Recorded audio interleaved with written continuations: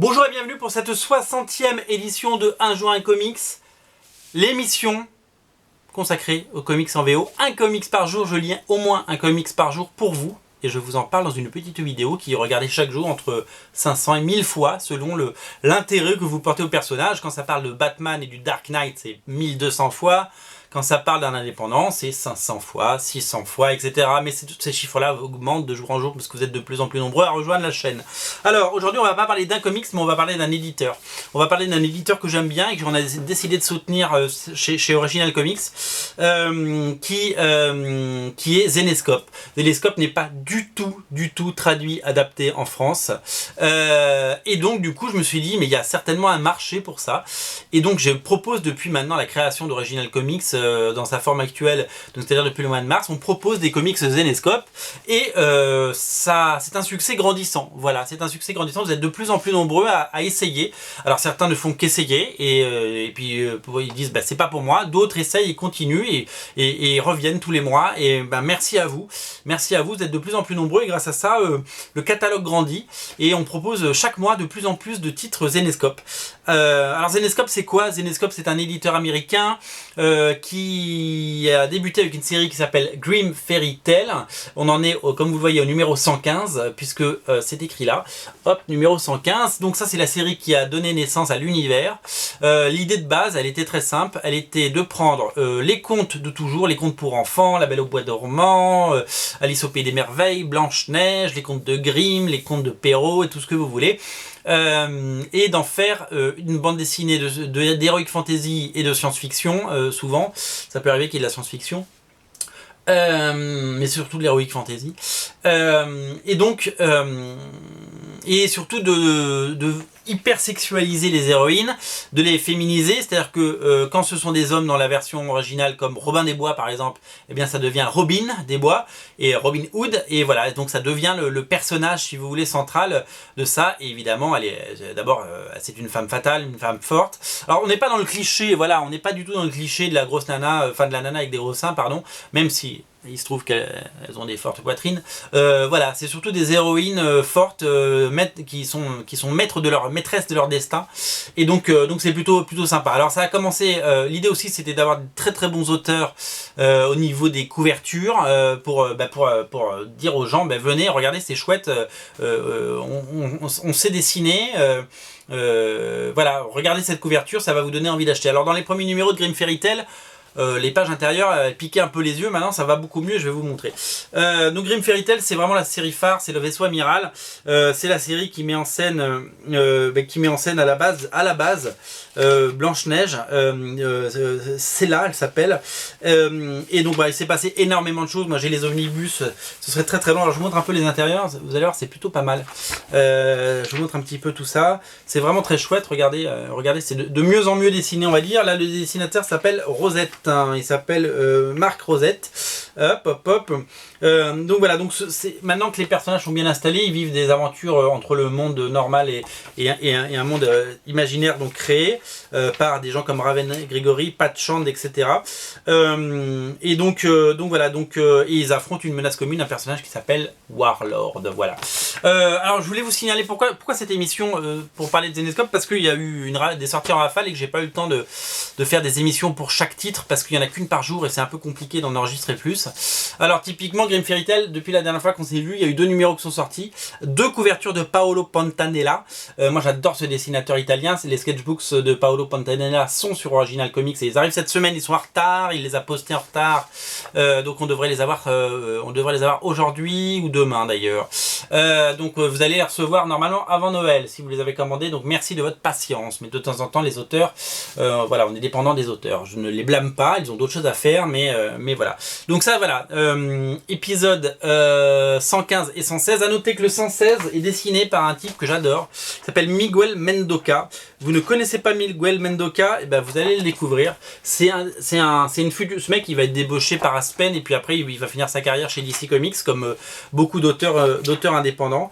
C'est un dessinateur qui a dessiné la mini-série La Petite Sirène, The Little Mermaid chez Zenescope et d'ailleurs il est déjà chez DC Comics parce qu'il va faire le prochain épisode de Wonder Woman, pour tout vous dire.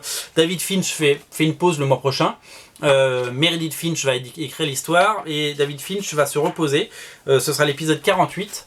Et c'est Miguel Mendoca qui arrive chez DC Comics par la grande porte. Voilà, donc si vous voulez lire les premiers comics de Mendoca, ils sont là.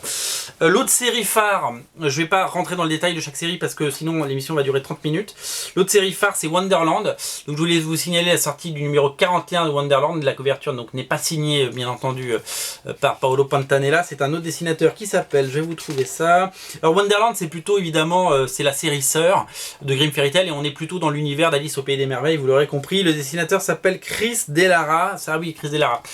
J'ai commandé pas mal de couvertures des numéros suivants de Chris Delara parce que j'aime beaucoup ce qu'il fait. Voilà, donc ça c'est disponible. Numéro 41 est sorti. Donc n'hésitez pas à aller faire un tour. Donc tout ça est dans la rubrique. J'arrête pas de shooter dans le truc. Tout ça est dans la rubrique Zenescope avec un Z. Zenescope. Vous allez dans Comics et vous cliquez sur Zenescope et vous trouverez tout ça. Donc il y a eu plein de choses qui sont sorties. Il y a une nouvelle série qui vient de commencer. C'est Grimm Fairy Tales of Terror. Ça c'est le numéro 1. La couverture est assez magnifique. Elle est de comment il s'appelle, Ray. Ah, j'ai un trou de mémoire. Il s'appelle Renato Ray, le dessinateur qui fait la couverture. Et le dessinateur qui fait les intérieurs s'appelle Eric J. Et ben il n'est pas mauvais du tout non plus, ce Eric J. Alors ça c'est une anthologie. Chaque numéro est un one shot, mais donc et c'est le volume 2, c'est-à-dire qu'il y a déjà eu une première série en, je crois qu'il y avait 12 parties, et chaque numéro raconte une histoire d'horreur. Donc c'est très influencé par toute cette culture populaire américaine. Ça se passe dans un lycée, il y a une menace, il y a un côté un peu, voilà, tous ces films comme The Faculty, etc. Et donc voilà, donc c'est une histoire d'horreur, et si vous aimez les comics d'horreur, je pense que vous allez vous régaler parce que celui-là il est chouette et les couvertures sont très bien. Le premier numéro est sorti, les autres sont disponibles en précommande puisqu'on va les recevoir dans les semaines à venir. On a d'autres, je vous parlais tout à l'heure de Robin des Bois, Robin Hood. Elle a eu droit à son annual qui s'appelle le Robin Hood 2015 Holiday Special. Couverture magnifique de Harvey Tolibao. L'intérieur est très très bien dessiné. Alors, autant la série Robin Hood était pas très très bien dessinée, mais autant là c'est déjà beaucoup mieux. Voilà, donc suivre ces espèces de Green Arrow si vous voulez.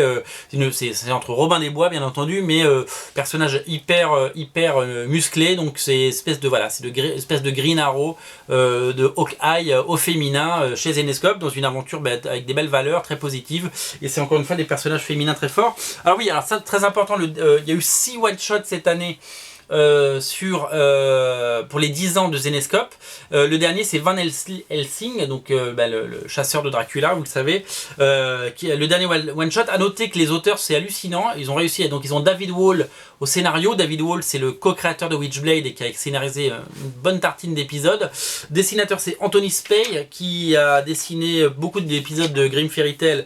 Je vous montre un petit peu comment il dessine, et qui est maintenant le directeur artistique de Zenescope, et qui, lui, il a un niveau de dessin un petit peu au-dessus, il est vraiment très bon. Donc ça c'est un one shot, vous n'avez pas besoin. L'avantage de ces titres là, c'est que vous n'avez pas besoin de lire autre chose. Si vous voulez tenter des titres Zenescope, vous pouvez prendre ces one shots, parce que voilà. Et la couverture est signée Mike Chrome, qui est un dessinateur que j'adore. J'ai un original de lui, j'en ai 2 même d'ailleurs, et voilà. Et donc ça met en scène donc cette chasseuse de vampires au féminin, toujours. Van Helsing est une femme chez Zenescope. Girl Power, Spice Girl, ouais. Le dernier dont je voulais vous parler, dernier one shot, c'est un annual, c'est le Realm Knight, couverture de Paolo Pantanella. Donc déjà rien que pour la couverture faut le prendre. Et Realm Knight c'est quoi? Realm Knight c'est l'espèce de Justice League, si vous voulez, qui réunit beaucoup de personnages phares de l'univers, donc c'est assez sympa. Graphiquement c'est un tout petit peu en dessous, c'est pas mal, graphiquement c'est pas mal. Et voilà, alors il faut connaître un peu les personnages pour s'identifier, mais si vous commencez à connaître un petit peu l'univers de Grimm Fairy Tale, là typiquement on retrouve Cella, on retrouve la Blanche-Neige, on retrouve Cella, etc. Donc voilà, donc si vous voulez vous essayez, si vous voulez, à l'univers Zenescope, je vous invite vraiment à regarder tout ce que je vous ai montré. Tout ça est dans la rubrique Zenescope, voilà, tout ça est disponible, c'est les derniers arrivages, c'est les derniers titres sortis et parus, voilà, ils sont disponibles, vous n'avez plus qu'à, je compte sur vous, voilà. C'était la 60e émission, 60e édition de Un jour un comics. On se retrouve demain pour parler d'un nouveau comics. Salut!